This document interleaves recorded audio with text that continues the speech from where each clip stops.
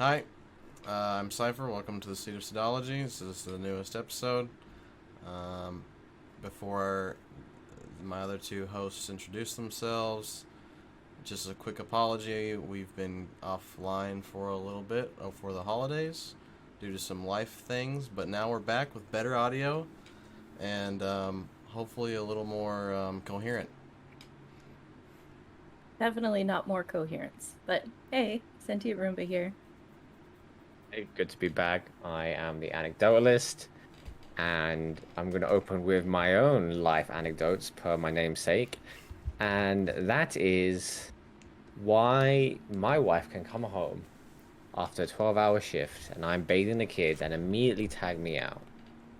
I have recently become a house dad, and I'm able to focus on it. I have a laser focus on it. And while I was reading around the internet, there was some study that showed that men cannot juggle both a full-time job and looking at and dedicating time to their kids, whereas women can.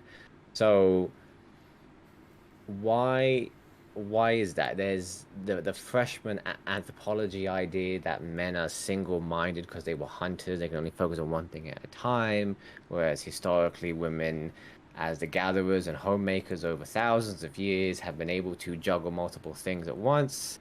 So how much credibility is there to the idea that we are chained to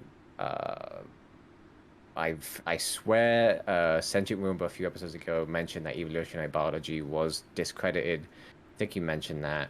Or is it, I guess it's just a classic nature versus nurture thing.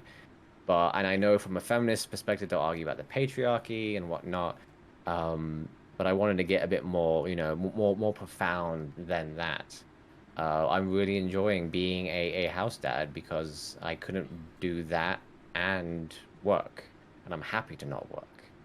So why can women do both or more? So, evolutionary psychology is a complicated field, and I wouldn't say it's been debunked. If anything, I would say that it's been um, wrongfully debunked, and it's because it was overblown. So the way that things go, like a pendulum swing, right? There was like a huge, like, oh my God, we've figured everything out. Like all of life is based on these fucking mechanical rules that we can now easily spell out. And that led to some pretty gross stuff with like eugenics and racism and blah, blah, blah. And so the pendulum swung back the other way. Now we're very anti anything um, biological deterministic or along those lines. So in academia right now, anything that goes along the lines of evolutionary psychology is shunned, um, partially rightfully so, because you got to be really careful where you take that stuff because when you turn an is into an ought, that's when you get into like eugenics territory. So if you're just looking at and explaining human behavior, that's awesome. And that shit like totally is legitimate. It's only but because we've shunned it in academia, now the main place that people talk about that shit is like right-wing fucking discourse where they actually have the upper hand because the science is backing a lot of what they say, but people on the left won't admit like that those things are real because it leads down a road that they don't like. So anywhere around that kind of discourse, you just have to be kind of careful that you're not A, taking it too far and extrapolating beyond the data or making some sort of moralistic stance based on what the data is. But you also have to be careful that you're not just ignoring things that are true because they're inconvenient and they don't go along with your political ideology. So it's complicated, but it's interesting stuff. I That reminds me about how consistently the right is able to, I don't know if I talked about this in a prior episode, but it's not related to this current topic. But just as a mention of how of the left's kind of with a lot of topics because of that whole pendulum swing. Example being stuff like, and this is mostly a European issue rather than the American issue, or at least my anecdotal experiences in where I grew up in London. Um, the issue with immigration, lack of integration, assimilation, not learning the local language, and then you get into even further stuff like how the Saudis fund Wahhabist mosques, so I'm told, so I understand it, in East London. People send their kids to religious schools within their communities and don't integrate with the wider native community, blah, blah, blah, blah. Okay, so there's issues with that. And the left, like, oh, we can't touch that because it's racist. And yeah, there is a lot of shit there, like the whole what you said with the whole is and ought thing. Um, and instead, the right has been able to entirely capture and own that discourse, and the left has no way to navigate the rightful cultural fault lines that come up. I mean, they're there. What do we do about them? And then the right comes up with, well, oh, they've got inferior culture and blah blah blah, and they're, and then you get into even further stuff like that. Um, I guess in the topic, yeah, like so you talk about is and stuff like determinism. I don't know if we talked about postmodernism yet, but the idea that everything is fine, like everything doesn't mean anything. There are no hard facts. And True. then you get into this huge Fact. melee. Go for it, Cypher. No, that's a hard fact. There are no hard facts, but well, you just passed off like a half sentence to me, but I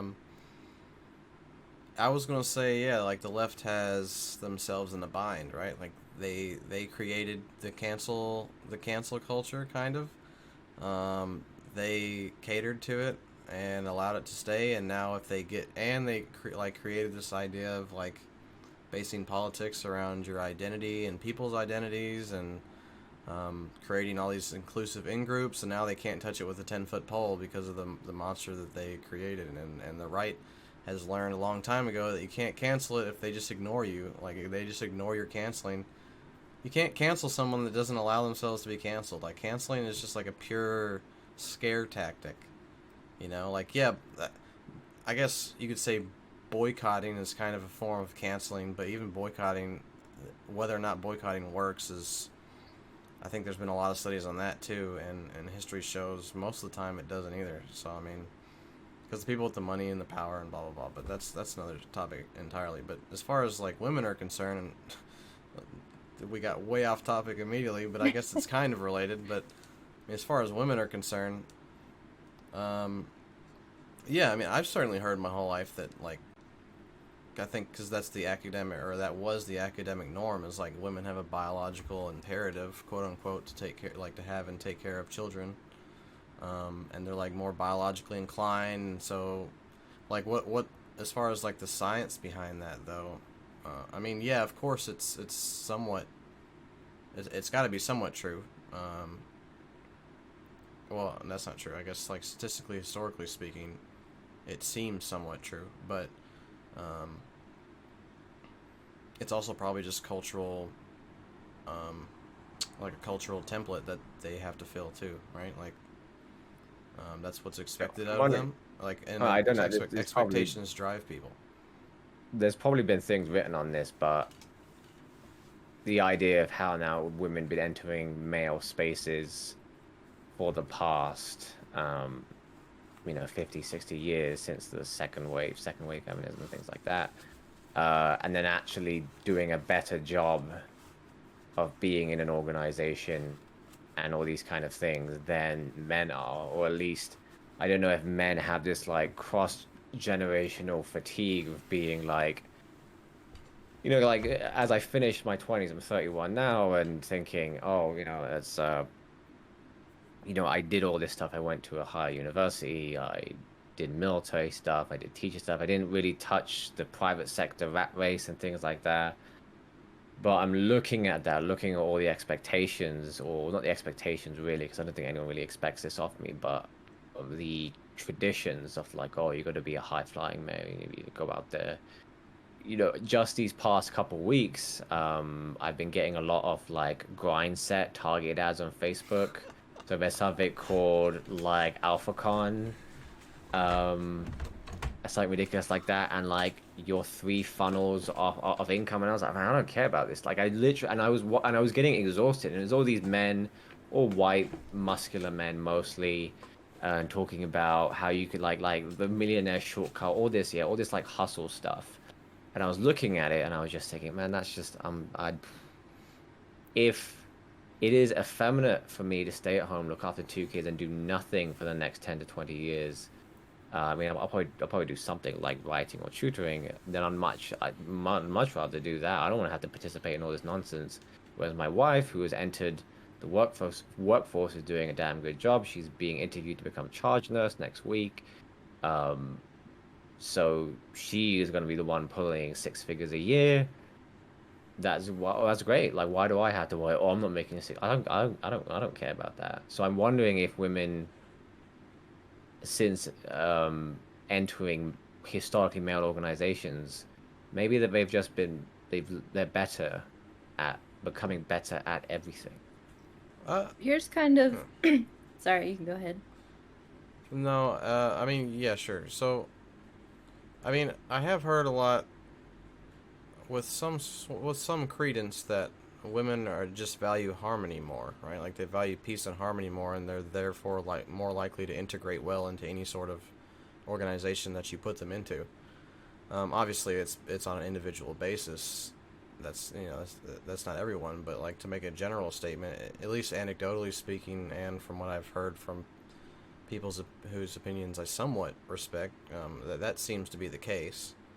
But also, I guess you have to look at like why they value that harmony, or if they're being overran and just not speaking up about it, and if that's seen as being like wanting harmony, or if they're actually wanting harmony. That's a different question. But what were you gonna say?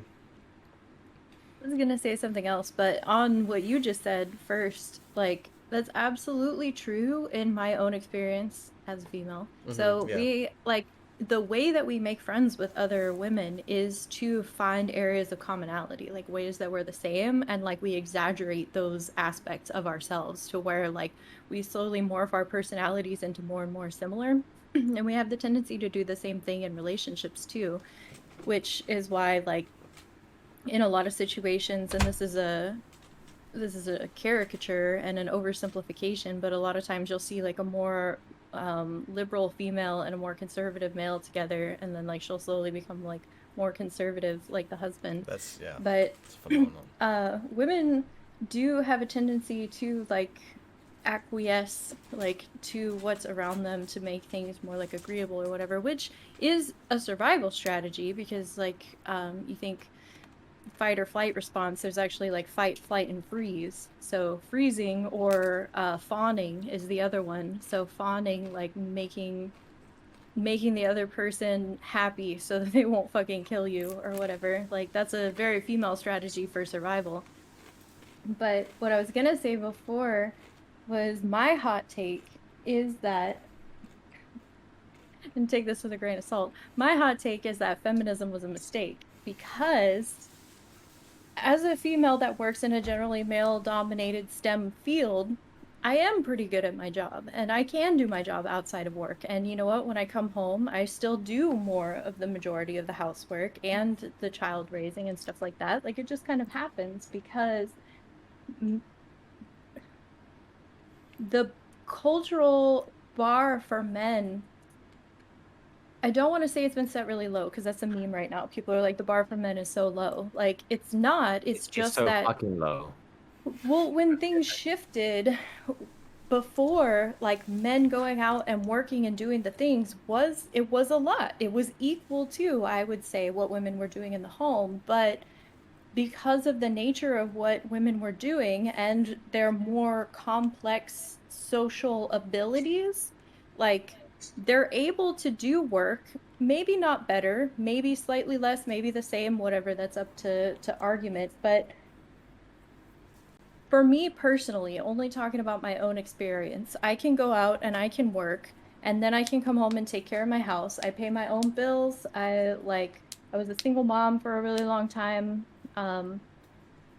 What then does a man add to my life, and how do I respect him as a person when he's not superior to me in any way anymore? And if anything, it's very hard to find a man that's even your equal anymore when you have a working woman who still does all of the other stuff, but men are still only good in in one area that women are now in. So the men have to step up and get better at the other shit. And like the joke online right now is, whether it's true or not, is that like women will go to a guy's house, and if you even have a bed frame, or like you can cook.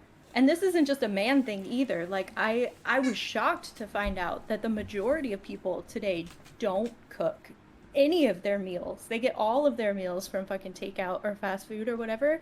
They don't have pots and pans. They don't have a bed frame. They can work. They go to work. They have some money, but not aspirations, not like the ability to kind of take care of themselves and manage their life. A lot of guys that I've dated are incredibly inept at doing things like filling out forms, or like figuring out how to navigate taxes or whatever. And granted, it might just be because I'm not a fucking idiot, and a lot of people are fucking idiots, I'm not gonna lie. Like, I don't know what is gender and what is just everyone is fucking stupid, but that shit's not hard. It's not hard. Just fucking I just think do it. quick, just aside before we give the anecdotal back. So like, I feel like a lot of that is that the norms have not caught up to society yet, like at large per se. Like new norms are developing, but like cultivating these new norms in the minds of people is not caught up yet. So like, men are woefully underprepared in the realms of patience and like normal home ec topics and things like that. Like, we're still designed from a young age, at least I was growing up in the South, to be a sole, like, okay, like you're the guy, you need to be smart, and you need to go out and make a lot of money so that you can care for these kids, and you'll have a wife that cooks and cleans and has your babies, and she's barefoot in the kitchen. Like, that's what we're prepared for, that's what we're raised into. And patience, which a lot of those menial tasks requires a great deal of, like filling out forms and taxes. I'm like, I don't want to read all these instructions. I don't care. I can't do it right now. But like, we're not. That's just not something that's cultivated in us. I don't think it's, sure, it's evolutionary at a certain point, but also evolutionary at a certain point also stops becoming an excuse whenever you start becoming aware of what that is. I want to be a fucking house dad. I'm learning how to cook right now. So what you're talking about, remember, with like, what is the point of men? Because I went to the UK for 7 days, no, 9 days. So my wife was at home with the two kids by herself for the whole 9 days. She worked twice, two shifts during that period, and the house was fucking immaculate when I came back. Today, about an hour ago, my wife came home, just put one kid down, was working on the second kid down. Downstairs, still food on the table from dinner, still shit in the sink. And then I have them tomorrow, and I have them a day after. Just 3 days on my own, and I can't catch up with that. So it's like, and now my wife's earning enough money that with the income I bring in, it's like, well, why am I here? Like, yeah, I mean, obviously there is other stuff, like I provide values for the children, and all that other esoteric stuff. And then, but what you said, Cypher, is this changing norm, because I'm literally overnight switching from a careerist to a homemaker, and I've had absolutely no preparation for that whatsoever. For my most, like, and also, like, I was the only child. Well, practically only child, but I was also very spoiled. Like, I didn't do chores. That whole mentality, people say, "Oh, let kids be kids." I'm like, no, fuck no, no. You are gonna start using that Swiffer from like 2 or 3, you're gonna start doing chores and things like that. We're already getting our 2-year-old to help out in moving laundry from. I wasn't trained in any of that stuff. And of course, my parents or my mother in particular, they have the audacity to come back at this age and be like, "Oh, my son doesn't do this." I'm like, "Well, whose fault is that?" And she's so blown away by my cousin's 2 kids who like take the plates to the kitchen. Oh, kids are so amazing. I was like, what you have to do is just fucking ask them to do it. So yeah, I think on one hand, Roomba, yeah, like what's the point of fucking men? Like why do men uh step up? And then Cypher, what you're saying is, yeah, there hasn't been that time to develop new norms yet. One side comment, real quick. Whose fault is that? It's your fault. You're 30-something years old. Yeah, okay, fine. You All right. cannot bring your uprising any longer. Upbringing any All longer. right, but the point is, right, But yeah. So well, I'm taking responsibility for that now. It might not Now. sounded like it not 30 seconds ago, but I think getting those habits, Yeah, absolutely. like seeing something. So when my wife sees something in the sink aside, I gotta take care of that. It's almost a passive thing. Me, I have to look at it. I have to actively go. I gotta take care of that. So it is possible, but that's the difference, is that whole sort of active and passive response to stuff around the house that needs to be done. I intend to raise my son. I have one female, one male.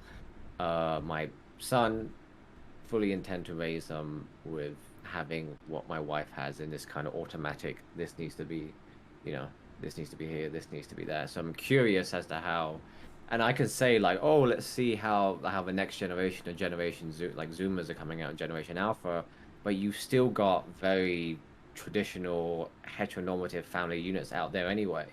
So I think it might be a bit overstated how much Also, stuff will change. that's probably why we have some sort of like identity crisis as males right now, and that's why like so many like what's it called, like masculinity signaling like public figures are so successful right now, is because yeah, like the norms have shifted. What is the point of fucking men? That's the great question right now, is what is the point? And yeah, Okay, this is going to be a really spicy take. take it. But Okay, here we go. I see this as directly tied to the amount of I don't know how to say this without it just sounding really fucking bad.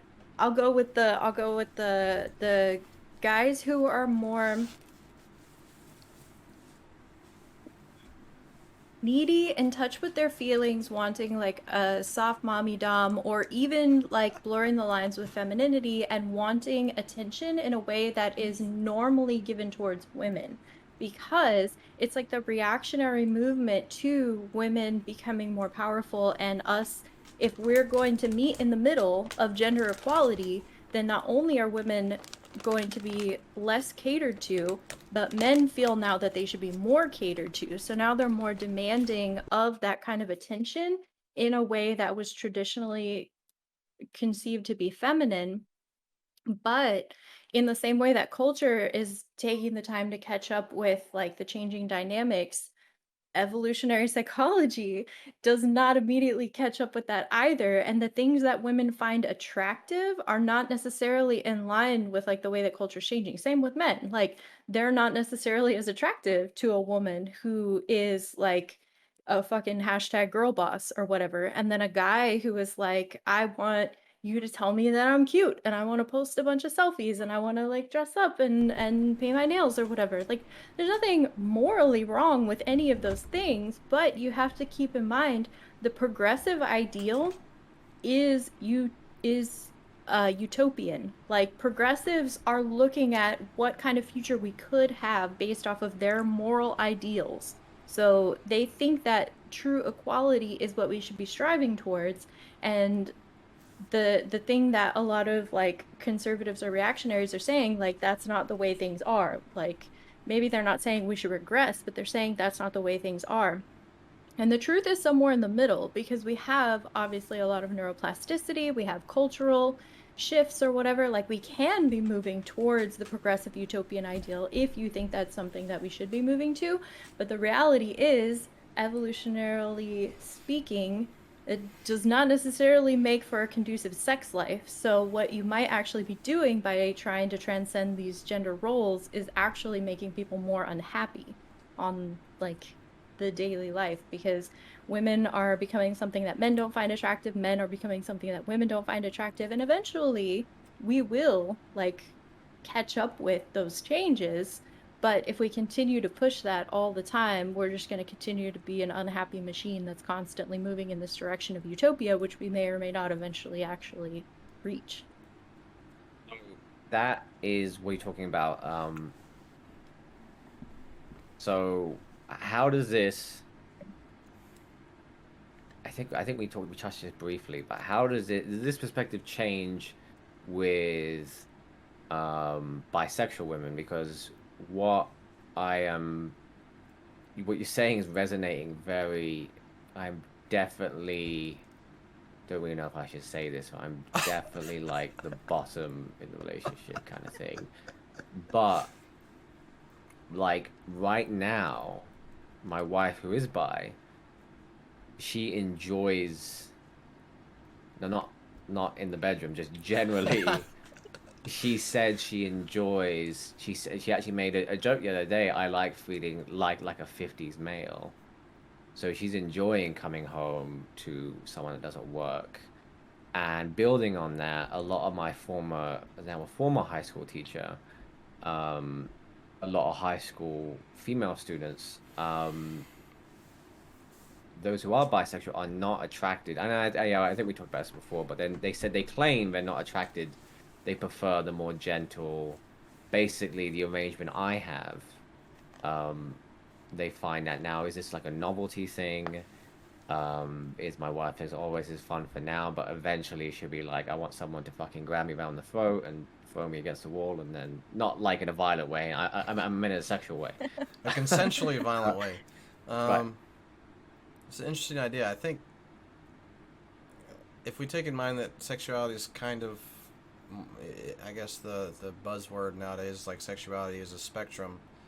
I guess it makes more sense that what you're actually sexually attracted to is archetypes and not biology. Um, and that makes more sense if I think about it like that. Of like, and archetypes can be culturally and they can be culturally influenced and like um, easily changed, I guess. But if you My wife called me a lesbian with a cock. So, and as a bisexual woman, so that satisfies. So as far as how it makes my masculinity feel, I'm perfectly like in terms of this changing norms. If men want to be house dads and fucking like take control of the house as like that whole shit about a castle, your domain, you with your children, like take yeah, charge of that. And I'm God, going out. man, woman. I'm taking. Okay, I'm going out to like today. I go to like gym class. I brought my 2-year-old. I brought my baby. And it's everyone else there is like women, and I'm like envisioning myself just walking in with like my massive dick, like smashing around, like, hey, look at me, I've got two fucking, I'm a man, and I have got, look, what are your husbands fucking doing? Probably at work being a slave wage. I'm like, I've got a baby here and a toddler. Where's your two? I'm juggling two kids. You're only juggling one. And I enjoy it, and I think that's how I'm owning it. Um, You're is just that refeeding that the ego with the different food. right. So anyway, so is that an example of a shifted norm, or am I just being fucking weird? I think that's an example, yeah. Like men will have to find like new ways to feel superior in um the new domains that they're entering into. And I think like it's interesting that you brought up like your wife being bisexual and stuff, because Cypher's right, it is a spectrum. So no matter where you are on that spectrum, you can always find someone who compliments you. So it's not like a fucking death sentence if you're like some weird like fringe um gender, sexuality, whatever. Like there is the potential that there's someone for you. Like when I speak in generalities of like the majority of people and culture moving slowly, I think it is like a process of mimetic or cultural evolution or a cultural natural selection where like the memes are driving the genes at that point. Like we think that this is what is culturally acceptable, which is generally right now dictated by the progressives. And so the people who are more conducive to that lifestyle are the ones who are more socially successful. But the question is whether or not they're more biologically successful, and those things are completely at odds right now. Like what leads to more procreation is different from what is more mimetically successful. And it's interesting though because the you would think, you would say, and this is what a lot of like right-wing people would say, is that in the most simplistic form of this is like gays can't have babies or whatever, but memetics is not passed down genetically, and it's actually more powerful. Like children get more of their social influence laterally from their peers than they do from their parents, which is Yeah. why a lot of like children will eventually leave the church. So the dynamic between genetic and mimetic selection is fascinating and complicated and wild, and it's like not something that you can very easily say what's going to come out on top and like how things are going to work out, because the interplay between the two is super complex. So we're in an interesting time, and I think like culture is changing and sexual selection is changing, because I mean you could see it in something as simple as like leftist women won't fuck a conservative guy, or they say they won't, even though it's kind of the meme is that like they generally do actually, like secretly. Like my husband is super reactionary, but it's kind of it's kind of interesting to see like where it goes and how it all kind of works out, because they're definitely at odds with each other. What are you saying about sexual selection? I'm just thinking. So when I go to these female-dominated spaces with my kids, I'm always the only male there. With my daughter and now with my son. It actually I turn heads and I do get attention. So there's one woman that comes up to me and was talking to me, and so next time I see her, I'm gonna get her number so we can do like play dates and whatnot. But now I'm finding, so in terms of this like masculinity stuff, I find myself more masculine because I'm going into women's spaces and being like, and I'm doing this like, control situation. Two kids, you all got one kids, and I'm finding these women. I'm not gonna say that they're attracted to me because that's so like I could be full of shit. But I definitely feel a lot more You're more empowered and confident. confident. Yeah, It's like hashtag man boss. Yeah. Like yeah, man. in women's spaces, you can be a hashtag man boss, or Right, you can be Yeah. a right. So girl like, boss. yeah, so we got the inverse. We got a man like after years of females entering, yeah, entering the male workspace and becoming girl bosses. Now I'm entering the female space and being like, Yeah, it's time to up our EQ and like get out there and get confident, like it's just like what you said in the very beginning of men can't handle that shit, and here you are handling that shit, and well, starting to at least, and it's like yeah, that feels good, and that looks good, and that's impressive. yeah. You I know mean, what? well, okay, I'm not gonna say impressive because maybe in theory we should have already been there, right? We should have already been able to handle that, but that's unrealistic. So I'm gonna say it's impressive. So In I the think land the of thing, man children, the bed frame boy is king. What? Okay, you but know, hold the on, whole, hold the whole on, hold on, mattress on the hold floor. on. I don't have a bed frame either, but I have a tatami mat. Okay, if there's a tatami mat under there, does that count? Is that like basically a bed frame? That's kind of cool, right? Yes, So it depends Okay. on what you're trying to attract. So yeah. what's happening with me, man boss again? Yeah, just to visualize it a bit more. What's happening with me entering the female space and feeling confident and empowered is the exact same thing off of female office worker in pencil skirt, high heels, doing the whole power walk down the office lobby. It's that. It's just a male version of that. Um, So I think, yeah, I think men can do it, and it's fun, and it's amazing. Like it was awful. Doing the podcast was hard because on a Friday I would work and then come home. Look, I'll put my kids down and then come and do this, and it was absolutely awful. And I was like, man, why do you want to like subject yourself to you want to have a relationship? And they mentioned that the kids will then benefit if the kids have a house dad. They benefit from 100% mom and 100% dad now, rather than 100% mom and 50% dad. So I think another thing to bring Rumba back in this conversation is what my wife says she's attracted to, and this might play into general evolutionary psychology is competence. So when I change out the air filter in her car, when I put the Christmas decorations up, when I fix something and she has no fucking clue what I'm doing, she generally finds that attractive, and I think so that's not mutually exclusive from being a house dad as well. If anything, being a house dad enables you to do more of that, repairing things and whatnot. But competence was the main thing. Um, so Yeah, competence is a big thing for sure. And like in that whatever kind of dynamic works with you and your partner, you just have to find ways that you feel that like respect for them, which I think can be kind of difficult in the way that we're shifting culture, but not impossible for sure. And like you said, with that study, I do think that there is some credibility to the idea that like the children at least get more out of it for sure. But That's if interesting. the children get most of their memes from laterally and not from their parents anyway, who cares?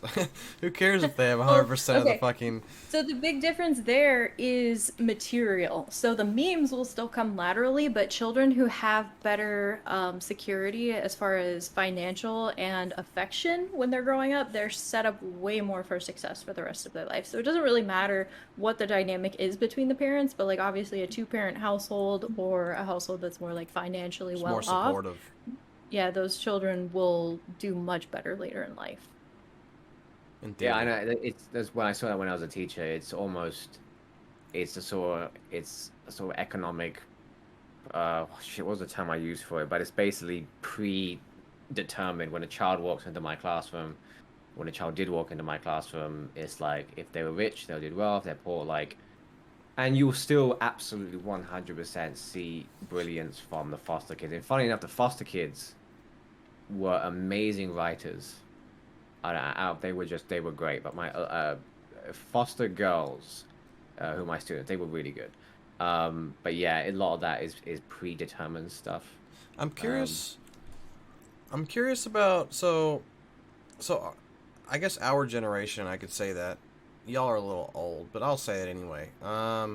Like our generation, if I'm not mistaken, is pretty much. I guess millennials are like the fatherless kind of generation, right? Like, whenever I think of, um, like let me just take my best friend for example, right? He told me an anecdote the other day, where whenever he was in college and going and he was on a sports team, there was like 20 something of them, and every single one of them was raised by a single mother. And I was raised by a single mother, and so many of my other male friends that I know were raised by a single mother, or if they were raised by a single mother and a father, they're not close to their father. And the ones that are close to their father are even fewer and further between. Like, our generation is the one that's trying to get back into the household, I guess. Um, when probably I don't know about statistically speaking, but at least anecdotally statistically speaking, we didn't have a man in the household to begin with. So I wonder if any that has any correlation. oh, in terms of this generation, and Cypher, aren't you a Zoomer? You a No, Zoomer? no, I'm a You met him? millennial. Oh, sorry, forgot. Because I Basically. forgot I joined the Air Force when I was 24.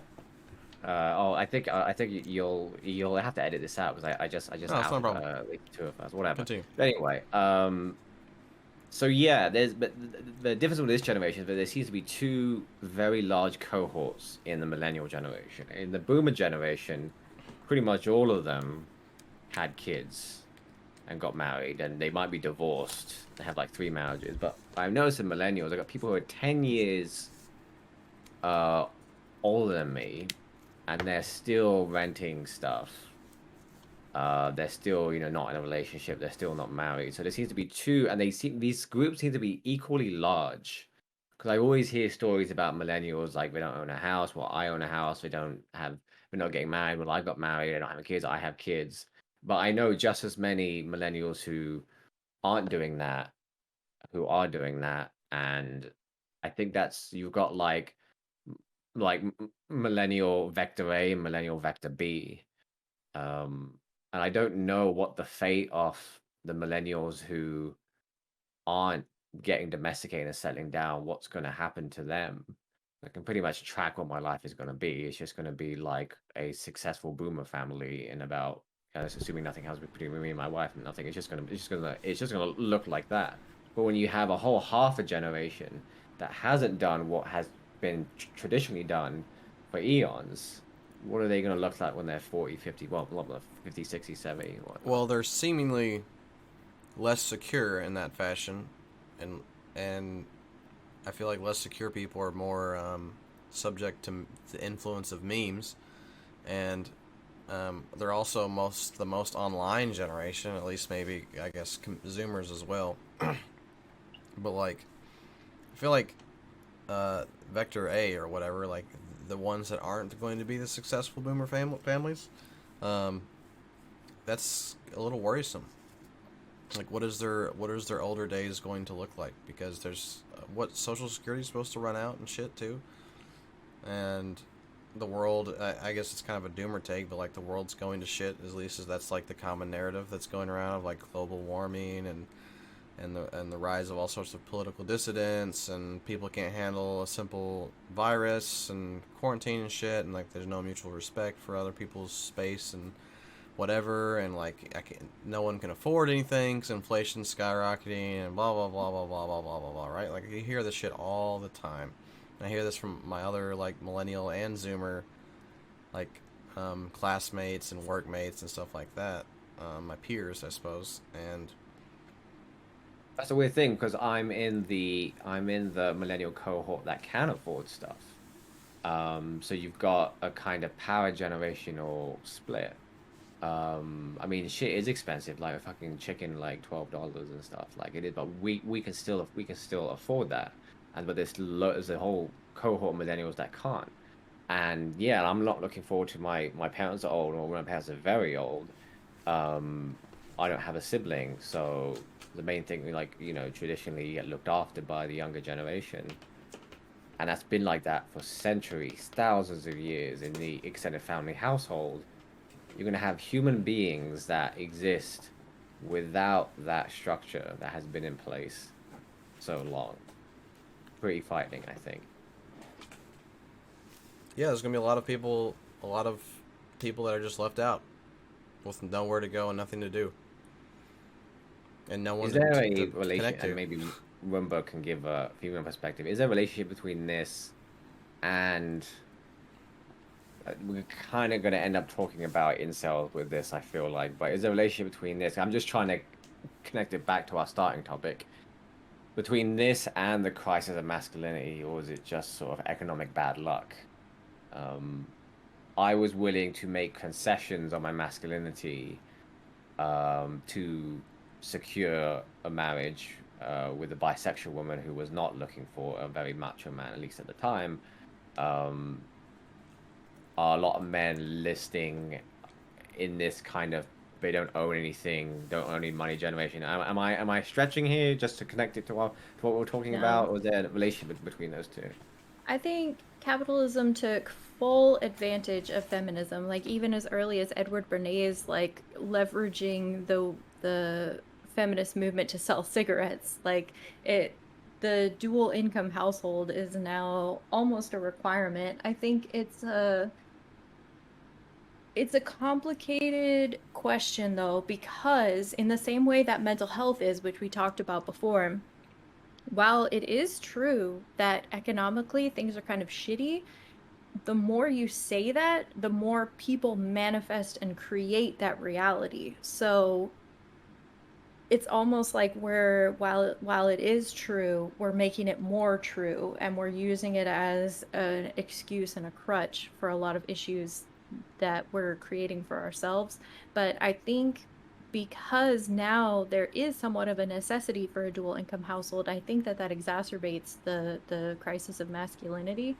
And I think, like, bringing up the subject of incels or whatever, I think from an evolutionary psychology perspective, there's a lot of like good seeds of things that could be conducive to good relationships in pickup artist like ideology.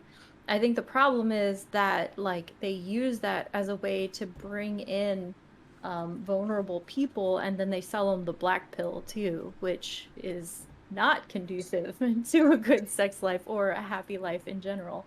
But yeah, it's complicated for sure. I think I just realized this as we're having this conversation, but because I made concessions on my masculinity for my happiness. And I've actually thought about this for a while, and I think, oh, my masculinity. I feel perfectly masculine, but in what's the traditional 20th century version of masculinity, I was like, I'm gonna do that shit, and now I'm much more happy for it. I'm not going to the stupid alpha con that's being thrown on my feed. I see it every day on all the side hustles. Man, I don't give a shit about that. And I'm wondering, and I think maybe people like incels are people that have refused to make those concessions, and that's fine. I mean, it's a standard to. I mean, society has its goals and standards, and you want to achieve that, to aspire to that. But I think my message to a lot of people would be, or men, I should say, young men who have these crises of masculinity, is to just make concessions on it.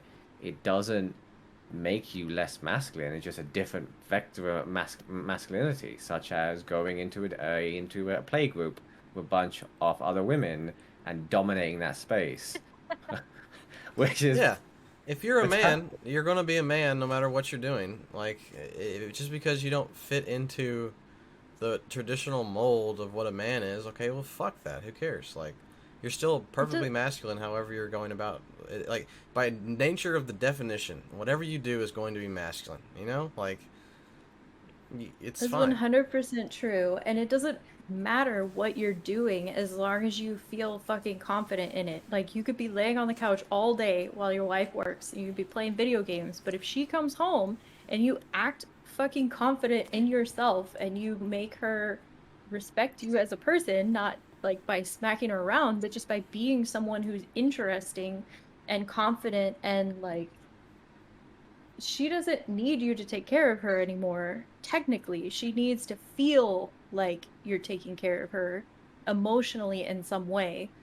This is a generalization, again, of course, but like you having confidence no matter what you're doing or what situation you're walking into, that's the thing that makes you attractive.